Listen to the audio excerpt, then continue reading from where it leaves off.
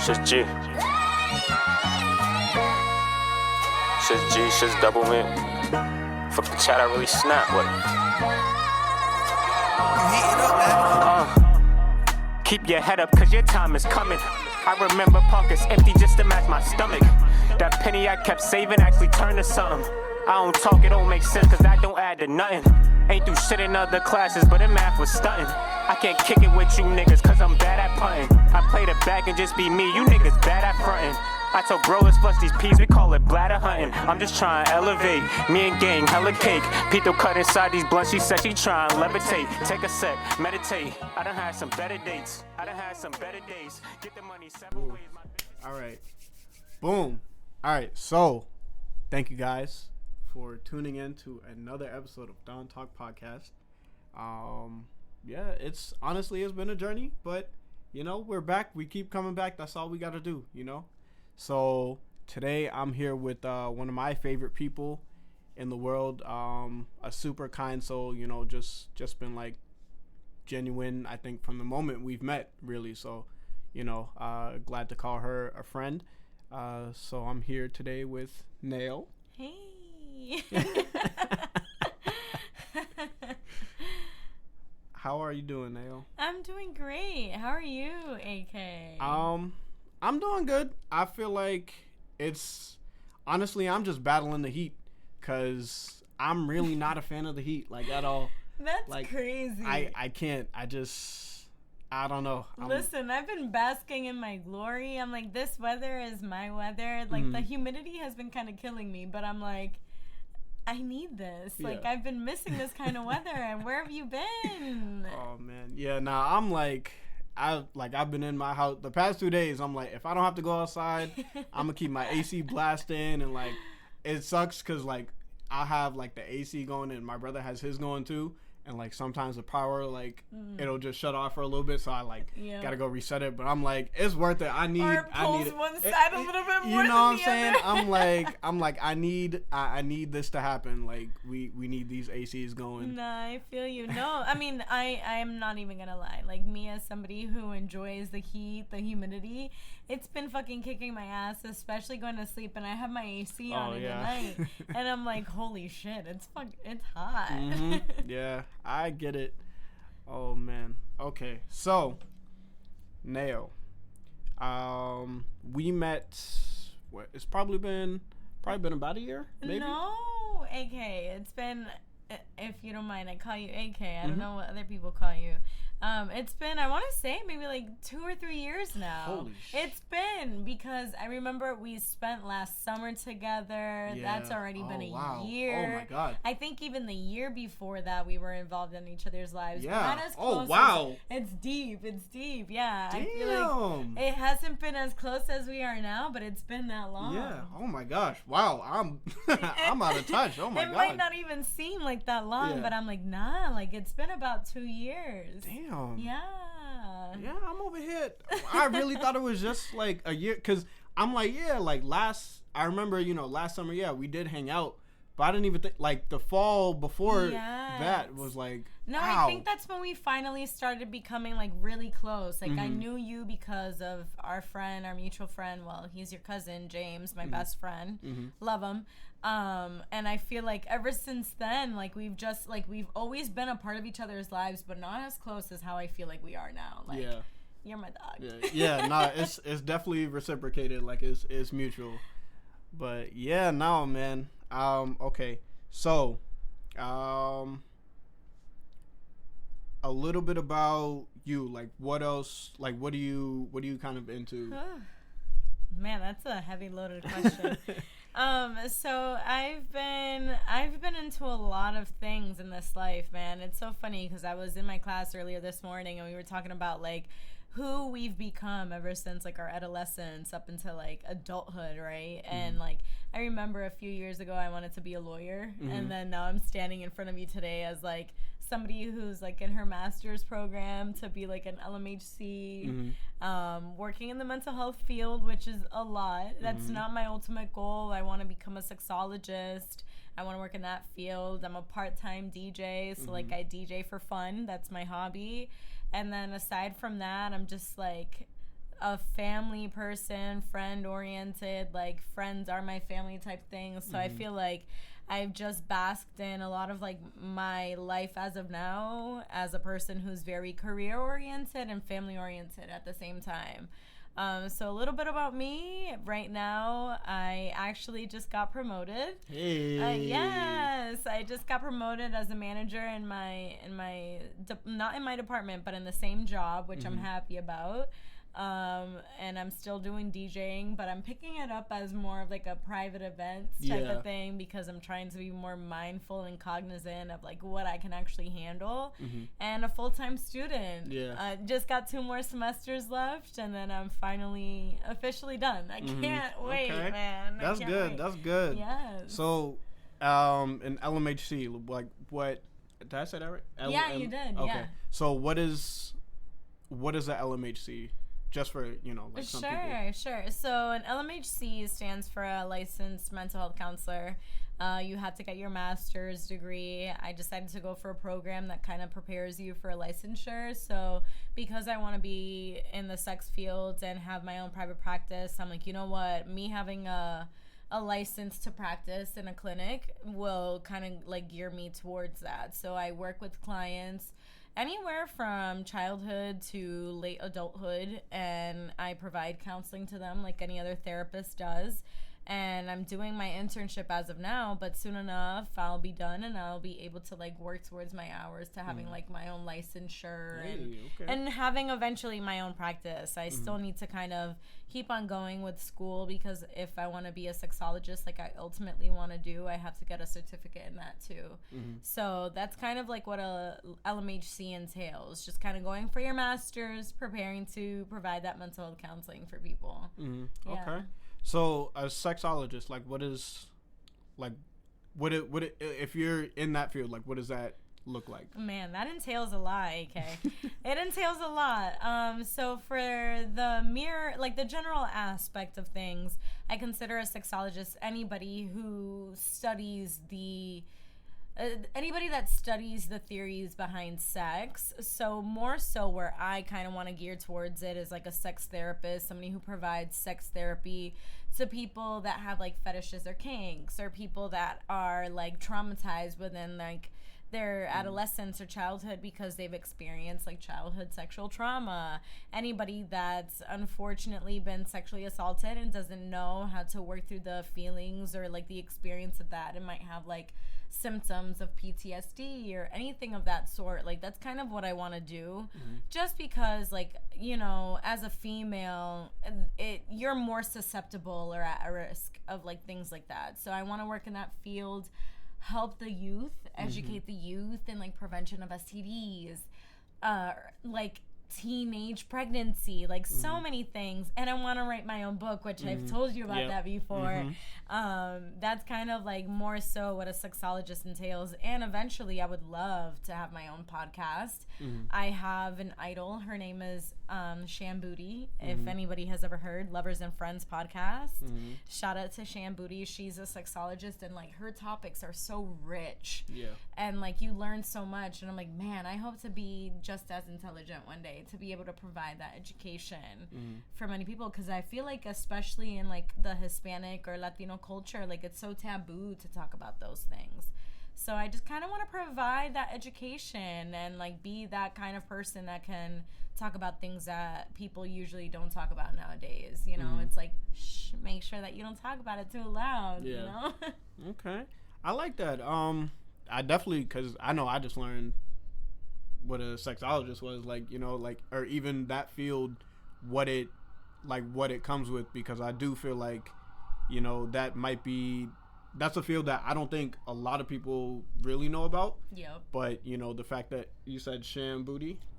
Okay, so she, for someone to kind of be in that field, like you have an idea of like, what would go on in that field, and like, topics and stuff to talk about and all yeah. that stuff. So it's surprising because a lot of the times you actually just gave me this similar reaction as to what I've been getting people like giving to me, where they're like, sexologist, what does that entail? And it's like, damn, I can't wait for the day that people be like, oh my God, I know exactly what that is, you know? It's such a limited feel, and because it's so taboo, I feel like a lot of times people they're kind of nervous to talk about it or like seek that kind of like therapy if they feel that they need it. So I'm that girl, you know? No, that's dope. I'm, excited. I'm gonna be supportive of you, like whenever anything that you do regarding that, like whenever you talk about it or like, I'm Thank there. you. So I know you've always been there. yeah. But okay. So all right, I like that. So LMHC, sexologist, and you want to write your own book. Okay. So do you have like an idea of, is it something that's based on, is your book going to be pretty much like about sexology or like? Absolutely. Okay. Yeah. I'm like, I feel like they're like, if that shit catches people's attention like so quickly, where you're like, oh my God, you want to hear about people's sex lives, or like you want to hear about other people's relationships, because I feel like that's a place where like, your love life is what a lot of people can like relate to, and you don't get to hear it as often unless we're like really close. Like you won't hear about my dating life or like my sex life, and like you want to seek that from other people. So I feel like me writing a book about my chapters, I want to base it on people. Of course they'll have their own like pseudonyms or whatever if they want that, or if they don't want the pseudonyms, like let's say, for example, I decided to write a chapter on my mom where she's like, you can just use my name. Like, sure, no issues. I want to be able to have that where I'm like, okay, if people want to talk about their sex lives, their dating lives, how to begin, where did you learn, where are you now, and like, how do you think? Like, that's kind of like what I want to write my book upon. I want to write it on people and their experiences. I want it to be so genuine and so authentic that like, so informal that people can also be like, yo, I can relate to that, So that's kind of like what I want to write my book on, where that my heart lies in that. When will I start? I have no idea. And honestly, I don't even, you have the idea, you want to do it, and excuse me, this is like a field that you're working in. So it's like, it's not like you just had the idea and you're not doing anything about it. Like, you had the idea, you're putting in work to like the steps to get towards or like further into the field so you can gain your knowledge and build it up. So and I love that too, because definitely in books, when the stories are relatable, it's like, oh, okay, like I'm gonna feel more connected to the book. So it's like, exactly. And I feel like a lot of the times you're more engaged when you can relate, Yep. And because this is a topic that not many people, I feel like, get to talk about, or like not many people get to experience, it's like not one of those things that you can easily find like in a library anywhere.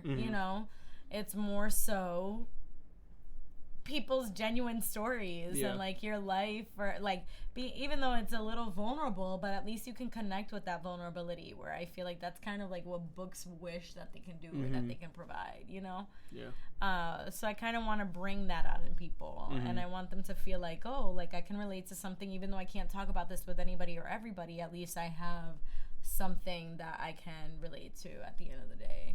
No, that's dope. I love that. Okay, so you mentioned you were also a DJ. So, what is something that, or like, I guess, what was the kind of starting point that was like, whoa, like, that made you want to be a DJ? Right. So when I was 13, I had just recently moved into the home where I'm living at now that you've seen. And I remember there was like a little turntable, and it had like the little needle that you can like put onto the little vinyl that was playing. And I remember my mom saying, oh my God, Naomi, you should be a DJ. And I was like, pish posh like me. Come on, like little old me. And if you see me now, you'd be like, okay, sure. No, back then, like I had no tattoos. That was this flimsy little thing. So like, just imagine me as a DJ. Like, what the fuck? That was not a thing. So my mom like put that in my mind, and that was always like in the back of my mind. And then finally, there was like a time in my life where I felt like I needed a hobby, and I was not creative whatsoever. I loved music, and I felt that I could connect with music on a whole different level. That like I felt other people couldn't really relate to me on. That I was like, you know what, I need to figure out what I need to do with this. And I couldn't sing, I couldn't rap, like there was nothing I could do with this information. So I was like, what if I like follow along with what my mom said? And the person that I was with at that time, he was like, you know what, go for it, why don't you become a DJ, like this and that. And I was like, you know what, you're right. So I did. I asked questions. I had worked with somebody who really, really helped me on trying to get everything together.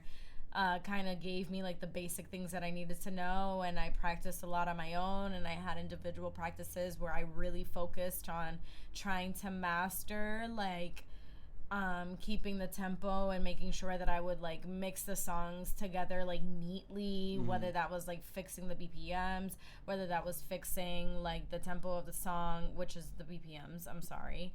It was either fixing the bass or making sure that I filter it properly so that I can make sure that it sounded okay.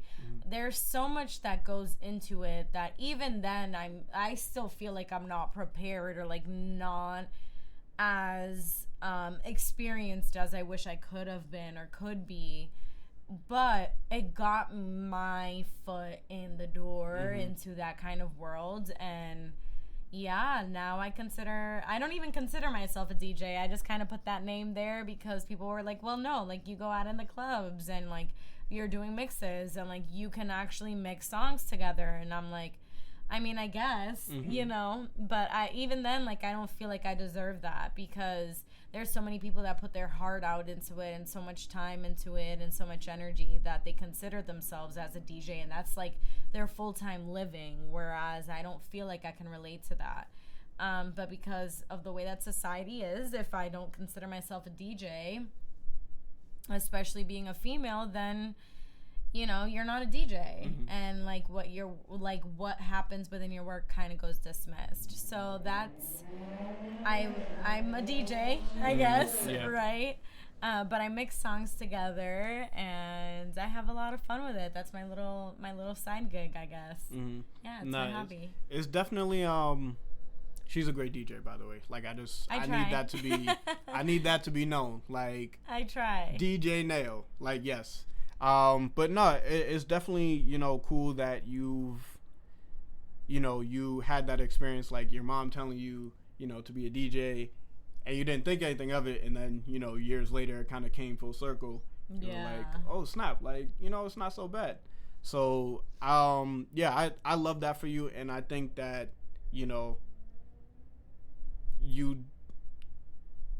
well, I will say, like, I like how, you know, it is more of a selective thing, right? Like, you're more selective with your gigs and stuff. And I feel like that might be a good segue. That's what I'll say. A good segue to be like, oh, you know, like, I really enjoy this. Like, you might even start to pick up more.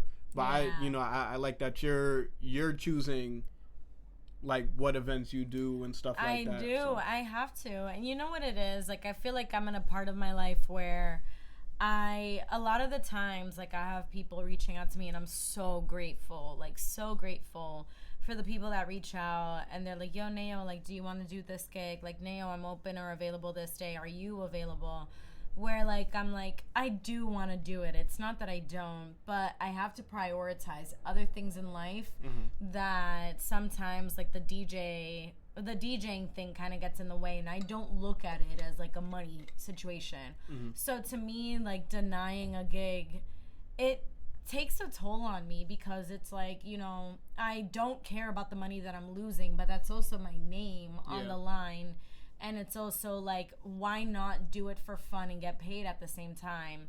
it's been a challenge because I've had to kind of learn how to prioritize, and whenever I don't feel like I'm in the space or like I'm in the zone to go out and DJ, like I can, and I still decide to do it, like you can hear it in my sets that I'm just like over it, and that's not what I want it to be, or that I want people to associate me with. So that's more so the reason why now I feel like I choose to do the gigs that I want to do. If it's a private event, I'll do it, absolutely. And like in a few weeks, I'm gonna DJ at this lounge, One Spot Lounge. Shout out to you guys. And Methuen, it's a new little hookah spot, and I told them that like I'll DJ for you guys for a brunch, and I'm so excited or looking forward to that. But like I said, I have to keep it very minimal because I want moments like that one to really make a name out of me. Like if I'm disappearing for a little bit, I at least want people to know, like, nah, like Nao's a good DJ and she puts her work in the line. Whereas people nowadays will probably just DJ just to have a name and make short money or quick money or whatever. That's not me, you know, and I don't want that to be me. I do it for fun. Like I'd rather not get paid and make sure that I have a good time while I'm there. Yeah, I love that. You know, you're not prioritizing like just making the money from it, but it's like, no, like if I do this, like I have to make sure I'm genuine in my intentions. Absolutely, because that's like your name on the line, you know. And aside from that, people are not gonna want to pay a DJ that doesn't have like authenticity or genuineness, you know. And I feel like that's just kind of the person that I represent myself as a whole, and I want my personality to show through even like in my professional life. You know, that I'm just, you can hear it within my work when I'm not being genuine. You can hear it. It's awful. Okay. I will say, like, I know for myself, DJing was a big thing for me too. Like I had DJ Hero like when I was younger and stuff, and I was like, I loved it. Like still to this day, like I'll go on YouTube and like listen to the mixes that they made and stuff. And I'm like, wow, that was so much fun. Like I had my DJ name and everything, but I was like, I don't know. I just, it was never something I was like, oh, like let me actually take this serious. But it was definitely a thought like at a young age to be like, man, like DJing is so cool, like the way they scratch and mix and all that stuff. So, you know, that was big for me. But yeah, okay. I love that though, you know? Like you kind of have like an array of things you do, which is like too dope. much, JK. Too much. I'm fucking tired. I know that's right. Yeah, I'm so exhausted, and like even like trying to, there are days where it's like, yo, it's hard, like even to like get out of bed and stuff. I've been trying to push myself a lot more because I'm just like, bruh, it's one of them days, especially when it's hot too. I'm like, oh, yo, I don't want to do nothing. Yeah. But you know, it's definitely good. You know, we're able to kind of push through and persevere, somehow get through it, you know? Gotta manage. Exactly. Because if not, then you're just missing out on every day. You know, today was one of them days for me. Like today I got up and I'm like, all right, I have class. I have to get up. I have to drive down here. Like, and even just driving takes a lot of a toll. And the drive wasn't even bad. I was like, me on my way here, I'm like, all right, I did it. Okay, bitch. But like, there are days where I'm just like, damn, like I would not have been able to get up on a bed. And like, you feel guilty, you know? But life hits you hard sometimes where I'm just like, ugh. Yeah, because it just, life be lifing, and sometimes you could roll with the punches, and sometimes you might get defeated. Like, that's just real stuff. Facts. You know, so yeah, that's all real. But all right, so how are you? Can I ask how your classes are going? Absolutely. So far, my classes are going fantastic. I can't complain. Honestly, my master's program has been so lovely. The school that I'm going for, the classes that they offer, they're amazing. Like, and I know that it's because I'm doing something that I actually enjoy, but you know, even writing the papers and stuff, I get excited for. Of course, there's days where I'm like, ugh, I can't. You know, but my internship is more so where like you're getting the real punch of things, and I'm like, I'm fucking tired. Like that piece has me like exhausted, because that's the real world. That's the real stuff where you're gonna be dealing with, and it kind of made me realize that I only want to do the field that I'm going for as like a part-time job, because that's as much as I can handle. You know, dealing with people's lives, hearing the craziest shit, seeing people really go through like hard stuff. Like it's a lot. It's a lot. But other than that, my classes are going fantastic. So far, 4.0. I can't complain. Hey, 4.0. But yeah, no, it's going really good. I have 2 more semesters left, and then I'd be done. And I can't wait to have that under my belt. Yeah, nah, that'll be a, you know, another tool on your tool belt. Yup. You know, so yeah, we're ready for that. Miss Promoted Manager. And then you have the letters at the end of your name. Yes, I'll have a master's of education. Yes. You love that. Yep. Can't complain. I do have to take the exam for my licensure, but other than that, and I'll officially get the license once I complete all the hours. But that I'll do like on my own time.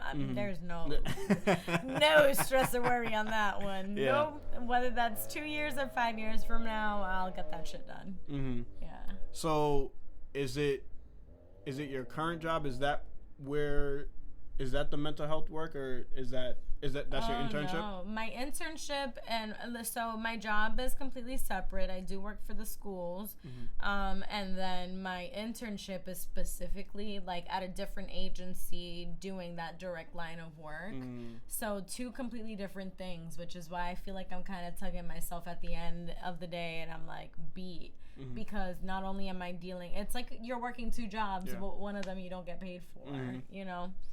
So it's a lot of work. A lot of work. So if I may ask, you know, what does mental health mean to you? And, you know, what is that, like, what does proper mental health look like in your community? Ooh, loaded question. Shit. Mental health looks like for me, like, man, like something that needs to be tended to, because at the end of the day, there's so many, everybody has mental health in one way, shape, or form. It's just how deeply it affects you. And the good thing about this field is, you know, for people like me who are in this field, like that job, you'll never lose out on working for people, because we need it. You know, you need somebody to talk to, whether that's about a current situation, whether that's short term, whether that's long term. I will never forget when somebody reached out to me and they were like, hey, like I saw that you were in school for being a mental health counselor. Like, can you guide me a little bit? And I told them, I educated them, like, this is what you are to expect. If you go to counseling, it's not going to be like sunshine and rainbows. Like, you are going to deal with some real shit, and you're going to confront yourself and deal with that. Are you really ready for that? If you are, great, welcome. Right? And if you're not, then get ready. Like, prepare yourself, because at some point, if you do want to change your life, that's what you have to deal with. So mental health to me is really just confronting yourself and making sure that you're really ready to deal with that, because it's not fun. There are days where you're going to leave therapy where you want to drag, like you're literally dragging your feet. Yeah.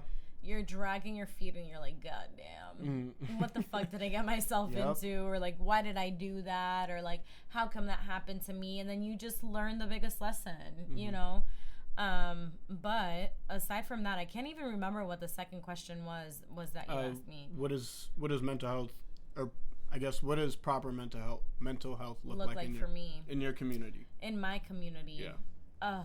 Man, especially in my community, I just wish that a lot of people like ask for more help, because in my community, mental health doesn't even exist, or I think it's becoming more so of a thing. Like, I remember one of my family members outside of the United States, back in my home country, they asked, like, oh, what do you do? And I would say, oh, I'm a therapist. And they're like, okay, so you're a psychologist. Like, there's not enough education surrounding what that is. And what it looks like for in my community is that you're crazy if you have, like, anxiety or depression. And I'm so prepared to provide that education within that community. It just doesn't exist, I guess, or like it's very limited. And even so, like if you were to seek help, it's not the American way of things, you know, where like you can so readily get a therapist and, you know, talk to somebody about what you're going through and be prepared to like deal with that. That does not exist. Yeah. Okay. Nah, that was a great answer. And I like what you said about, you know, therapy and really, you know, having to confront yourself, because I know for me, like, there was a whole bunch of times where I was literally like, he'd ask me a question and I'd be like, well, smacks you in the like face. where did that come from, you know? But it's all like, it's just like, nah, this is like something that I never even, like, it was in the back of my mind, like, very deep. Yeah. So it's like, okay, like I'm dealing with this now, and I know there were a few times like when we ended the session, I was just sitting there, just like dry as fuck. yeah, because I'm like, whoa, like that just got real, you know? Yep. So yeah, that's a huge thing, and you know, I'm glad you were able to kind of explain that. Yeah. No, I even have moments of that myself. I just had one of those this week where like I had to sit with myself and I'm like, where does this stem from? Like, why do I feel this way? So like I'll give you a little bit of context so you guys can like kind of be on the same page as me. I have a lot of trauma. And I think that's kind of like why I wanted to be a part of this field. And like I was sitting there and I'm like, why is it that like I'm so scared of men? Like, why can't I not trust any of them? And then I kind of sat there and I realized, well, because you've had no healthy figures in your life, Naomi. Like all the male figures in your life have been people that have came in and came out, that have either cheated on your mom or like, you know, were very detrimental to your mom, and like you witnessed that. And like even the people that you're associated with, friends and family members, they all cheat and they're all toxic. And I'm like, no shit, no wonder why you can't fucking trust any of them. And I had to sit there and I'm like, why do I feel this way? You know, and it's crazy because even then, like even that kind of like animosity and a little bit of that resentment I was like pouring in towards my relationship, where I'm like, I can't fucking trust you. And I had to sit there and I'm like, well, there's this beautiful person who's like treating me so good and is like, it's very patient with me, so why can't you feel like you can't trust them? And then I had to sit back and like kind of reflect on a lot of things, AK. And one of the core things, like even in the beginning of the relationship, even in my past relationships, it was that. And one of the core things that I like that slapped me in the face literally 2 weeks ago was like, well, you've never been around people that have like provided healthy relationships in front of you. You never known what it feels like to be around like what a healthy partnership looks like. And so that made me kind of sit there and I was like, oh, okay, so like now that I know this information, what do I do about it? Yeah. You know, and that's kind of what therapy does for you, where it makes you realize those things that you kind of bury for the rest of your life, and you don't realize how much it has an impact on you until you come face forward, you front it, and then here you are now trying to combat that. Healing your inner child or your inner adolescence, that shit fucking sucks. Yeah. But you deal with it in therapy, you know? You can't confront it unless you are openly active and like trying to awaken what are those things that you've tried to bury or dead, and then confront them and deal with them. You know, that's healing to me. Yeah, you have to be honest, you know, with yourself. It just doesn't work if if you're trying to like not patch it up, but like if you're trying to suppress what you're saying and like minimize it a little bit so that, you know, you don't give the full, you have to be so open, vulnerable, and like you have to be real with yourself about, you know, what happened, what's going on, and that's the only way, like you said, like that's the only way you can get through it. Yeah. So. It's rough. It's not for the weak. Mm-hmm. And if you don't have the proper support or the proper people to be there for you when you're dealing with that, then you're doomed to deal with a long healing process, you know, which is why I think therapy is so important, but only in the times where you feel like you're ready to confront those challenges, because it's not easy. Yeah, I think you know, I feel like it's definitely a conversation that, you know, people are having a lot more of now, which I love, because, you know, that's what we need, especially in our community. Like, these are conversations we need to have. Yeah. And I just love that I feel like it's more of, like, you know, like our generation, like younger individuals that are, you know, kind of talking about it. So it's like, all right, within, I say like a 5 to 10 year span, like that's where, you know, it's the conversations are being had. Yeah. And it's like, before that, like you go 15, 20 years, there wasn't really a big conversation about mental health, or, you know, it was that stigma of, oh, you're crazy or something's wrong with you. Especially within our culture. Exactly, you know? And I think for me, that's like, I know there were times like when I was growing up in certain surroundings, like growing up around Caribbeans and stuff, just hearing the way they were talking, kind of like bash people for like doing something. I'm like, I don't really like that, you know? But it's always like, okay, yeah, someone might be acting this way, but they're probably acting that way because of something else. Exactly. Like it could be a trauma response, but we don't know. But how do you cope with that too? Because then you're also the person who's kind of like left there to deal with that afterwards. Like, for example, our parents, they didn't really know how to cope with trauma or how to deal with trauma, and then like they put it on us, and then we have to kind of do that unwork, you know. It's a lot. Dealing with mental health is a lot. Even I give kudos to the people that seek therapy, even more so people that are outside of our generation, people that are much older than us that have to sit there and confront that, because I know we're more accepting of it, but I can imagine how much more harder it is for the people above us that are so strict upon those beliefs, how difficult it can be. Yeah. What I do want to say, I feel like this is something very important. To anyone, if you ever feel like, you know, if you're in a position where you have like hatred towards, you know, whether it be your parents or like someone older who you felt kind of treated you wrong growing up, you gotta forgive them. Like, it's not their fault. Like, yes, they were traumatized, but they didn't know how to deal with it, like we just said. So they didn't know how to deal with it. So they just kind of did the best that they could with what they knew. So it's like, you know, you can't put all that blame on them. Like, you could sit up here and be like, yeah, well, my parents did this to. All right, cool. But like, you know that what they did. Okay. You opened up a can of worms right there. Hey, but it's like, I think that's a real conversation. Like, I feel like that's something, because I know for me, like, I'm gonna get real quick.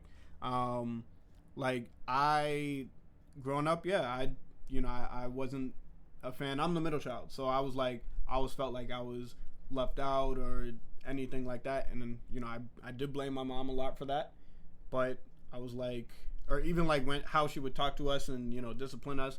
But it's like, that's just what happened to her, you know. It's like, that's what she was taught. So she was like, okay, like, this is the way to deal with it. But, you know, it's like, I can't blame her for that. That's crazy. So, you know, I love my mom. Like, I'm a mama's boy. So, you know, but like, it's, you know, I forgive my mom, like, for doing that. Like, I'm still thankful, because I'm like, you know, it got me into shape. So, you're exactly where you need to be. Exactly. So, you know, I'm not saying like she shouldn't have done it. Like, I'm glad she did. But like, even if I were to look at it from a perspective of, oh, that wasn't right, it's what she knew at that time. Exactly. You know, and I can relate in that sense, because like forgiveness. Oh my God, no! I don't like to forgive people. I can hold a grudge forever if it was up to me, but it's because I haven't learned how to like cope with forgiveness myself, and I'm just learning that as of now. And I feel like now that I'm like more spiritually connected and like I have a little bit more faith, I can actually believe in forgiveness. And like even now to this day, I never would have thought that I could have forgiven my father for not being a part of my life. And like I can sit here today and be like, you know, like you did what you knew at that time. I don't think, as of now, I don't think there was an excuse, but I can't hate you for it anymore. It happened. It is what it is. And I'm just grateful that I have my siblings. And I think I also kind of forgive the fact that we'll never have that relationship. You know, like we'll never be close. I will never have that father figure in my life. And I think that comes with a sense of forgiveness as well, where it's like, it's okay that you will never have that relationship, or it's okay that like, even though you understand that things went the way that it did, it doesn't mean that you're forced to have a false relationship, or it doesn't mean that you're forced to make it seem that things never happen. That's not the point of forgiveness. The point of forgiveness is to make sure that it doesn't carry a burden within you anymore.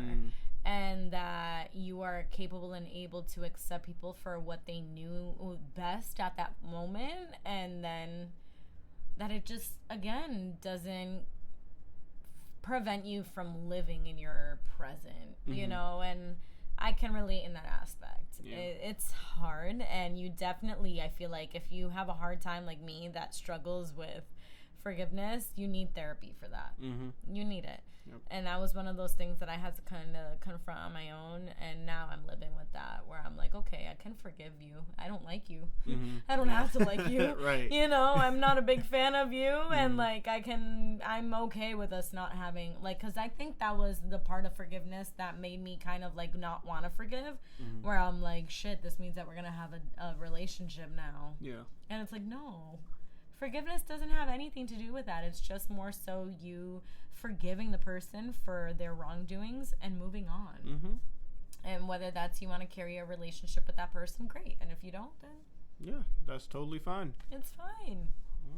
Wow. Okay. Yeah, growth on this side. Yeah. Oh man. No, this is dope. I feel like this is a great conversation. Yeah, I love, I love being able to kind of talk about this, and this is something that I do want to have more conversations around.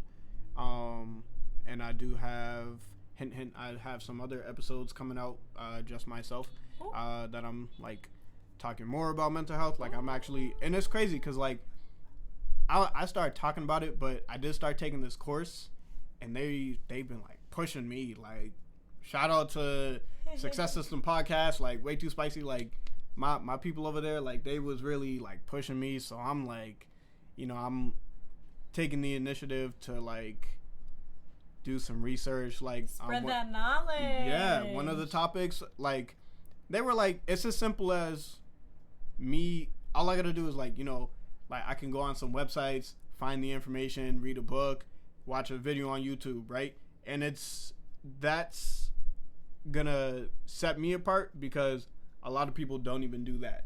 And that's, no, you have to do the work. You have to do the work. People think that like just going to therapy and like learning about it is like enough. No. Baby, what got me where I'm at today is books, educating myself. It's further knowledge, applying what you learn to yourself and other people. Like, oh no. Yeah. So I'm so proud of myself. I felt good. Thank you. But I'm like, man, I did that, and like I'm planning on, I'm gonna try to do it sometime this week because I gotta. I told you about Miami. I'll be there the end of the month. You're pacing yourself. Yeah, but I'm like, I'm looking forward to. it. I'm just excited, man. I feel good about it. I'm excited for you. Thank you. I'm like, that sounds so exciting. It sounds like fun, and I think that it's worth the experience that you're going to be going in there for, especially knowing how focused and driven you are. Yeah, you're solid. Whew. But yeah, I mean, do you have any shout outs that you want to give? Shit. I was not prepared for that. No, I mean, I just want to give, honestly, to the people that I love the most that have gotten me where I'm at today. Like, I shout out to my girls Lizzie, Charlotte, Ashley, Jasa, Taneri. Like, those are my core girls that really have pushed me to exactly where I need to be today. I have to give a shout out to my man, Devin, because he knows a lot on how to, like, deal with my ass. And, like, I haven't really had that. Like, I have had people that have been capable and able to, like, deal with me, but, like, not in the way that Devin has. And he's taught me, he's taught me so much. So shout out to Devin. And I have to give my mom, hi mommy, if you hear. But no, aside of that, I have to give a shout out to you and James. Thank you. Because you guys, you're my rock. You guys, you have no idea the type of relationship that I hold you guys within so near and dear in my heart. Because growing up, even though I'm not a single child, I was raised as one. And like I mentioned in the beginning of this podcast, like, friends are the family that you choose. And like, you guys are my brothers. Like, there is nothing that I would do without you guys. There is not one thing that I would do without considering you guys. And, like, how proud you were to be of me if I did consider something. And, like, you guys are my rock. Like, you know, so